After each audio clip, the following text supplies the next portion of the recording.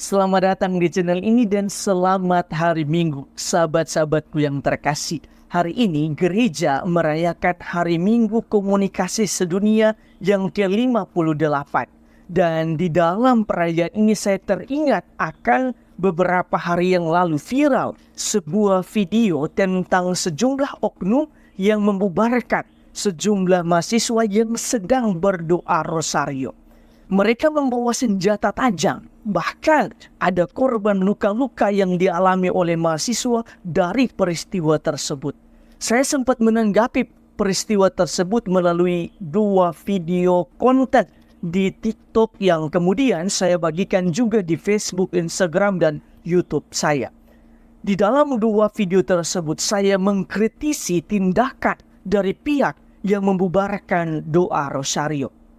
Tetapi di setiap akhir dari video, saya selalu menekankan tentang cinta kasih dan pengampunan sebagai umat Katolik. Mengapa saya menekankan terus-menerus tentang dua hal ini? Karena cinta kasih dan pengampunan adalah identitas kita sebagai umat Katolik. Ini harus kita garis bawahi bahwa cinta kasih dan pengampunan itu merupakan bagian dari identitas kita sebagai umat Katolik. Dan dua hal itu juga yang akan berdampak pada persatuan dan kesatuan sebagai sebuah negara. Inilah sumbangsi kita sebagai umat Katolik untuk negara kita Indonesia ini.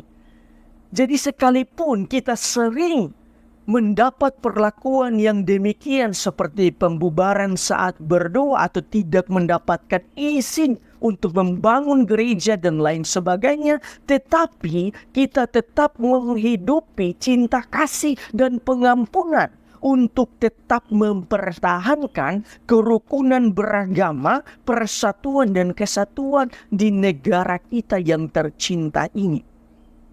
Bacaan Injil hari ini memperlihatkan bagaimana Yesus memiliki kerinduan akan persatuan, khususnya persatuan di antara umatnya.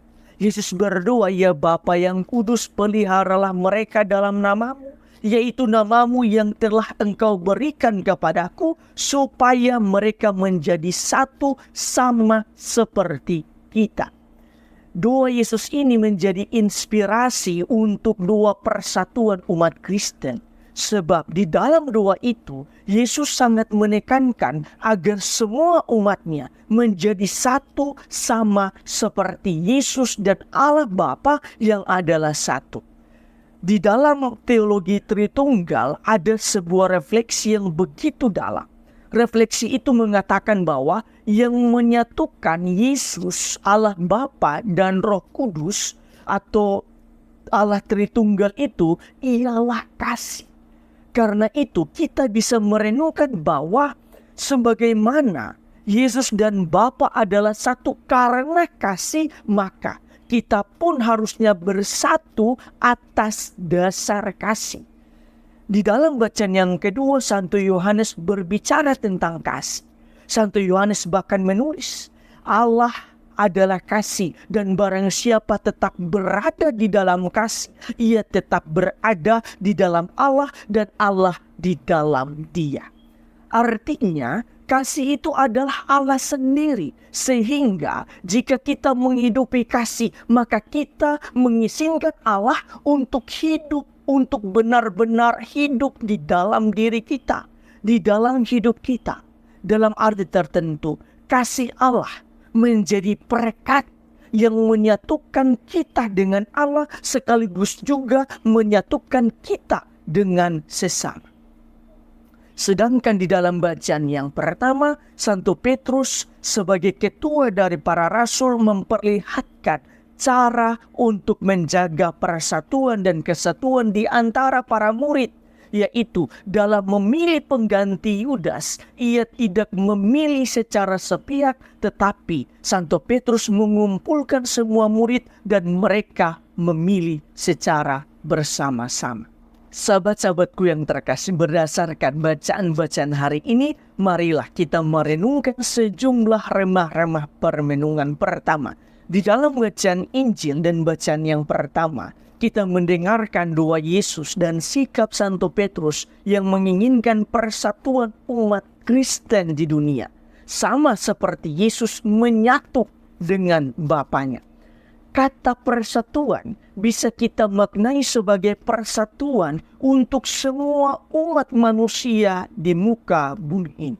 Karena itu, sebagai umat Katolik, marilah kita juga memperjuangkan persatuan di antara sesama manusia. Kedua, kita boleh berbeda dari segi agama, suku, budaya, dan adat istiadat. Tetapi ada satu hal yang mempersatukan kita, yaitu kasih atas dasar kemanusiaan dan persaudaraan. Bahkan kita sendiri sebagai umat Katolik dan umat Kristiani harus mampu menjadi penggerak persatuan dan kesatuan di negara kita, bukan menjadi sumber pemecah belah. Sehingga tepatlah semboyan negara kita yang searah maknanya dengan doa Yesus. Oleh karena itu, apapun situasi yang terjadi pada diri kita, hendaklah kita tetap memperjuangkan persatuan dan kesatuan di atas segalanya sebagai sumbangsi untuk negara kesatuan Republik Indonesia yang kita cintai ini. Ketiga, di dalam bacaan yang kedua, Santo Yohanes berbicara tentang kasih. Dalam hubungan dengan persatuan dan kesatuan, kasih adalah perekat yang paling ampuh dan abadi. Jika kita bersatu dengan motivasi-motivasi yang dangkal lainnya, maka persatuan itu tidak akan menumbuhkan kita menjadi lebih baik, menjadi pribadi yang lebih matang dan dewasa, dan juga persatuan itu tidak akan bertahan lama. Tetapi jika persatuan dan kesatuan yang kita bangun dilandaskan atas dasar kasih, atas dasar cinta kasih, maka kita bisa memastikan bahwa persatuan itu akan menumbuhkan kita sebagai seorang pribadi yang akan bisa mematangkan kita sebagai seorang pribadi, dan bahkan persatuan itu akan bersifat abadi. Contohnya, keluarga kalau tidak dilandaskan atas kasih, maka keluarga itu akan hancur suatu saat.